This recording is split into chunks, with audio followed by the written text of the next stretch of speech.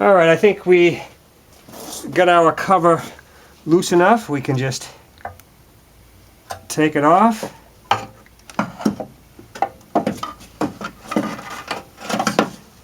Slide it out. And there it is.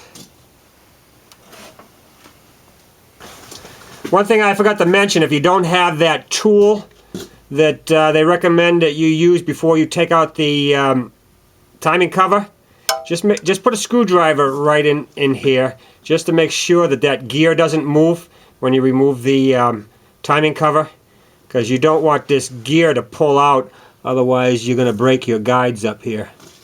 So just use a screwdriver, hold that gear in place. This one stayed right in place, no problem whatsoever. Next thing we want to do is check and make sure that the chain has not stretched beyond its limit. So we need to take our verniers, measure the travel of the plunger on the tensioner, and the wear limit on this is 709, and we got 576 thousandths. Good. So this chain's got some life left in it. So we won't be replacing that. Next thing we need to do is loosen the 21mm headed bolt that secures the cam sprocket on. Now, there is a hole right in the sprocket here that you can put a 4mm Allen wrench in. And once you do, that will lock it down. Get your breaker bar. There we go. It's all loose. Next thing we need to do is take out the two 10mm bolts that hold the tensioner in.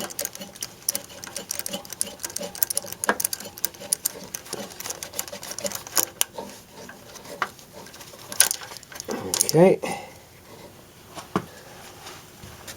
Now before I took the tensioner off, what I did is I wired the chain to the gear, so it's going to be right where it should be, and I also wired the chain to the cam gear.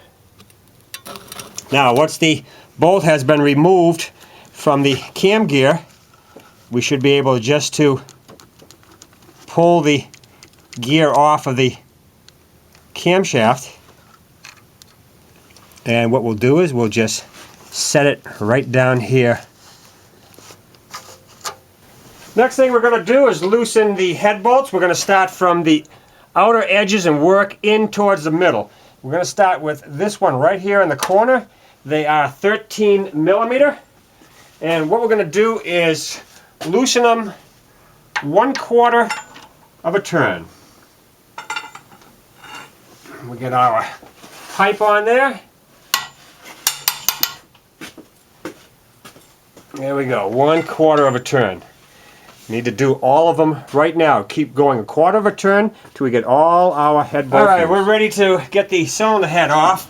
Now, what it did is it took a little prying right here on this edge right here, not on any head surface. And we're off the dowels now. So, alright, rotate it over there like that. I can't rotate it anymore.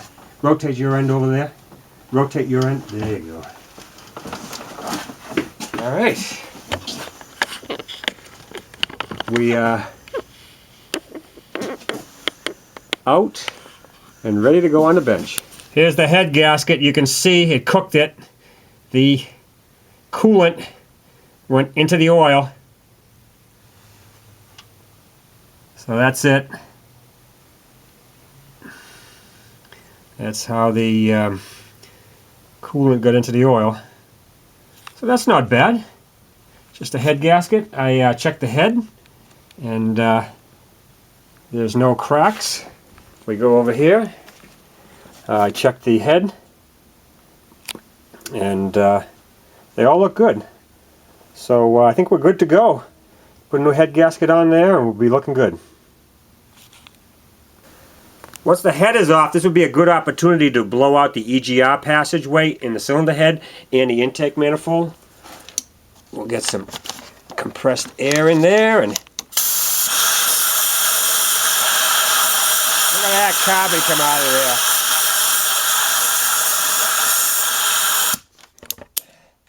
That blew a lot of carbon out. So we'll do that to the intake manifold also. Now we've got the head back on with our new head gasket in our new head bolts. So what we're going to do first is we're going to set our torque wrench to 22 foot-pounds and tighten all our bolts just like that. All through sequence to 22 foot-pounds. Next we want to set our torque wrench for 33 foot-pounds, and we want to go through the same sequence.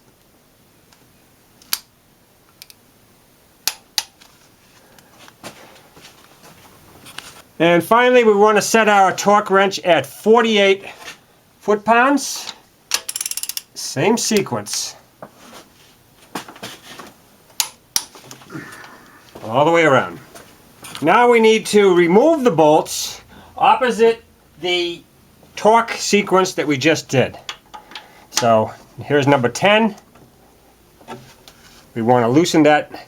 Don't go beyond a quarter of a turn, and loosen all the bolts. Next thing we want to do is take all our head bolts out. Just put a little bit of oil on the threads and put them back in.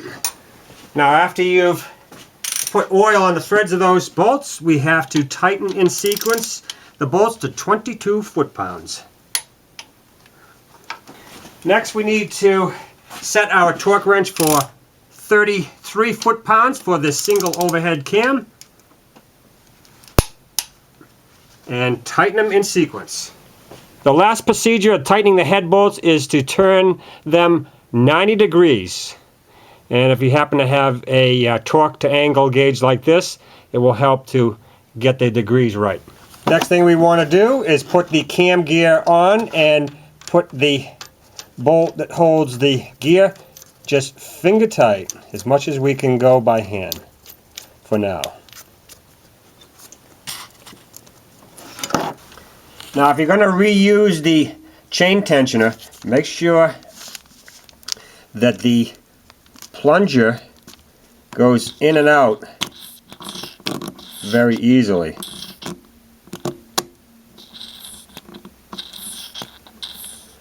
Get it all the way in this position and lock it down with a 2.5 millimeter Allen wrench, or whatever one you have that fits. And now it's all ready to put back in. Once you get the tensioner back into position, just take the Allen wrench and just pull it out. Next we have to tighten up the bolt for the cam gear. Take a broken 3/16 drill bit or a number 10 like this will work. Line up the hole in the cam gear right here. Put your drill bit in there.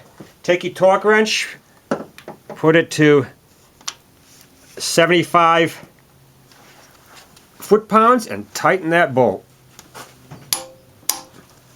There it is.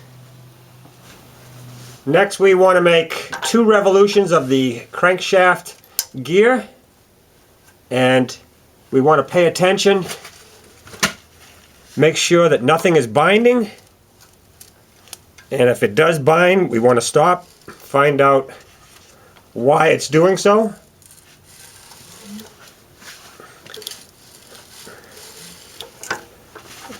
There we go, right back to top dead center. Everything felt nice and smooth. We're almost ready to put our timing cover on, and I've cleaned all the surfaces here. Don't forget this one right here in the middle has to be cleaned also, and the most important thing are the dowel holes right here. We need to get those nice and clean so they fit on the dowels without snagging. So what we're going to do is, when we're ready, is we're going to use this sealant right here, this GM product. Can you read that number right there? 88861417. It's the same gray stuff that was on there. Alright, now let's go dry fit the cover right now. We have no sealant on there right now. We're just going to dry fit it. Make sure everything lines up correctly. Go in from the top with our cover. And you want to pay attention to the flats of the oil pump right here.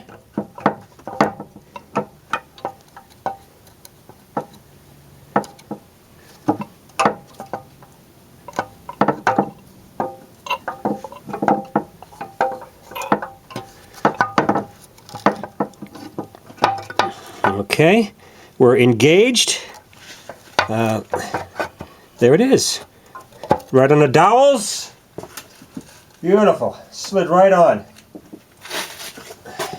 So now we can take it back off and put our sealer on. There's the cover. She's all on. It went very well.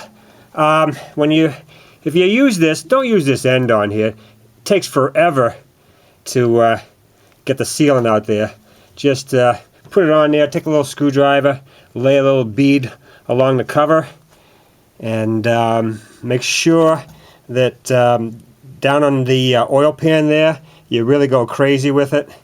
I mean, not crazy, but you know, put a good bead down there, and you got to hustle because you don't have too much time. And she's all in. Went well. Now, after you get your crank pulley on and you get the oil back in the engine, you see that little port right there? Take a pump can and pump oil in there, and that will get it into the oil pump to prime it. We're putting our new water pump on. What we did is we put a little silicone right here next to the bolt holes, which will hold our O-ring gasket on. So we will put that right in there.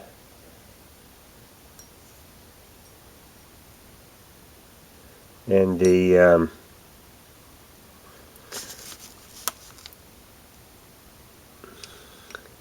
sealant will hold our O-ring in place, so it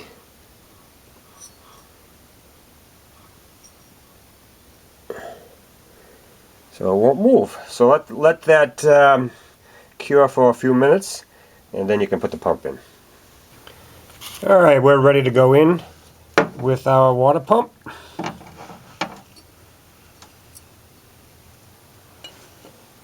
And the gasket should stay right in place.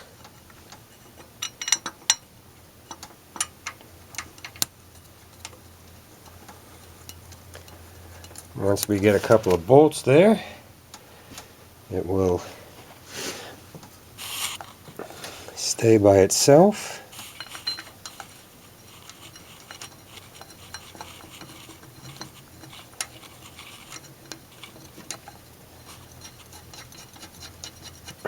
Okay, there we go. Now all we have to do is get the rest of the bolts in there and tighten them down. Well, all the hard stuff's done. All we have to do is put our exhaust manifold on, intake, motor mount, power steering, hoses, miscellaneous wires, and that's it. We'll be all done. We'll have replaced our head gasket on our Saturn S series. Well, here's the engine. She's running, purring like a kitten. It was a little dicey, didn't know if I was going to save it, but we saved it. The hardest part about this job was cleaning all that oil out, and it took a lot of flushing with the automatic dishwashing detergent, but we got it. All right guys, thanks for watching.